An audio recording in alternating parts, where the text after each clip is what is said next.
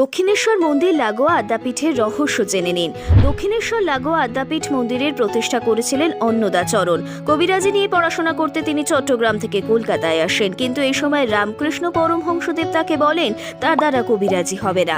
রামকৃষ্ণদেব বলেন ইডেন গার্ডেন্সের ঝিলে আদ্যা মা পড়ে আছেন, তাকে তুলে আনতে হবে। সেই মতো তিনি ঝিল থেকে 18 ইঞ্চির কোষ্ঠী পাথরের তৈরি আদ্যা মাকে খুঁজে আনেন এবং আদ্যাপীঠের ভোগেও রয়েছে নানান বৈশিষ্ট্য। রাধাকৃষ্ণের জন্য 32.5 চালে রান্না করা হয়, দেবী আদ্যার জন্য 22.5 চাল বরাদ্দ।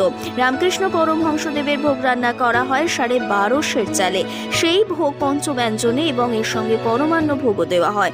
অন্নদা ঠাকুরের নির্দেশ দিয়েছিলেন বৃহৎ ভোগ মন্দিরে যাবে না, মন্দিরের পাশে যে ভোগালয় আছে সেখানেই নিবেদন করা হবে।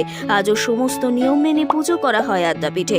আপনিও যদি মা কালীর ভক্ত হন তো ঘুরে আসতে পারেন। ভিডিওটি ভালো লাগলে লাইক করুন, চ্যানেলটি সাবস্ক্রাইব করে সঙ্গে থাকুন।